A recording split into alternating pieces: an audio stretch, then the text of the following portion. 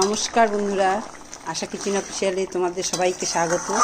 আজকে আমার রেসিপি একটা নিরামিষ আলু, গাঠি কচু আর ঝিঙা দিয়ে ডালের বড়ি দিয়ে একটা নিরামিষ পদ করবো, রসুন পেঁয়াজ ছাড়া, শুদ্ধ নিরামিষ।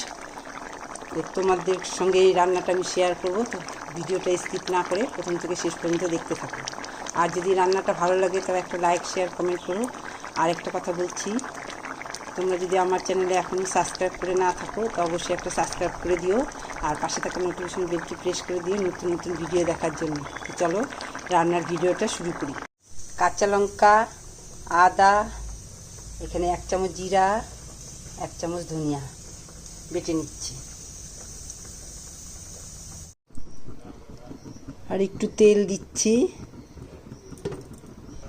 এখানে আছে ঝিঙ্গা কাটা, এইভাবে করে কেটে নিয়েছি। এখানে হচ্ছে গাঠি কচু, আর এটা হচ্ছে আলু। এই আলু আর গাঠি কচু আমি সিদ্ধ করে নিয়েছি। এখানে ডালের বড়ি আছে, ডালের বড়িটা ভেজে নিচ্ছি। ডালের বড়ি ভাজা হয়ে গেছে। তেজপাতা, শুকনো লঙ্কা আর জিরা ফোড়ন দিলাম। আলু আর কচুটা দিয়ে দিব, তেলটা ছিটে আসবে।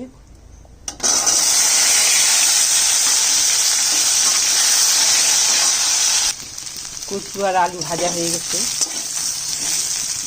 এবার দিয়ে দিব হলুদের গুঁড়ো 1 টেবিল চামচ, আর দিয়ে দিচ্ছি মশলাটা, আদা, জিরা, কাঁচা লঙ্কা আর ধনিয়া।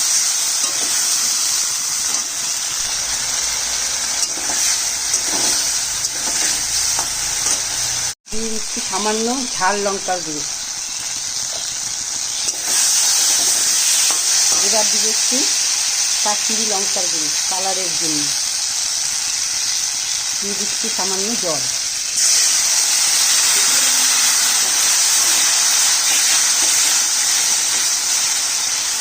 এবার দিয়ে দেবো ঝিঙ্গাটা।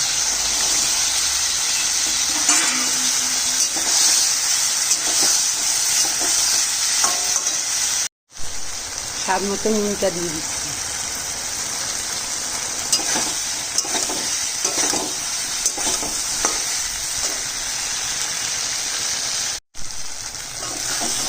কষানো হয়ে গেছে, দিয়ে দিলাম জল।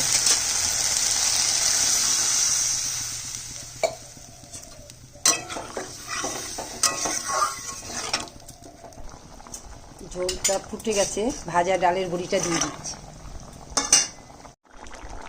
ডালের বড়া দিয়ে, ডালের বড়া না, হ্যাঁ বড়ি, বড়া না বড়ি দিয়ে ঝিঙা, আলু আর গাঠি কচু দিয়ে এইভাবে নিরামিষ তরকারি রান্না করলে ভালোই হয় খেতে। তো রান্নাটা আমার কমপ্লিট। তোমার যদি রান্নাটা ভালো লাগে একটা লাইক, কমেন্ট করো। আর তোমরা অবশ্যই একবার এই রান্না ট্রাই করে দেখো, শুদ্ধ নিরামিষ। যেমন আজ শয়ন একাদশী, এই একাদশীর দিন এইভাবে নিরামিষ রান্না করে খেতে পারো, খুবই ভালো খেতে, টেস্টি। যারা একাদশী করে তারা তো খাবে না, যারা নিরামিষ খায় তাদের জন্য বলছি। তো আজকের মতো রান্না আমার এখানেই কমপ্লিট। আবার একটা নতুন রেসিপি নিয়ে আসবো। টাটা।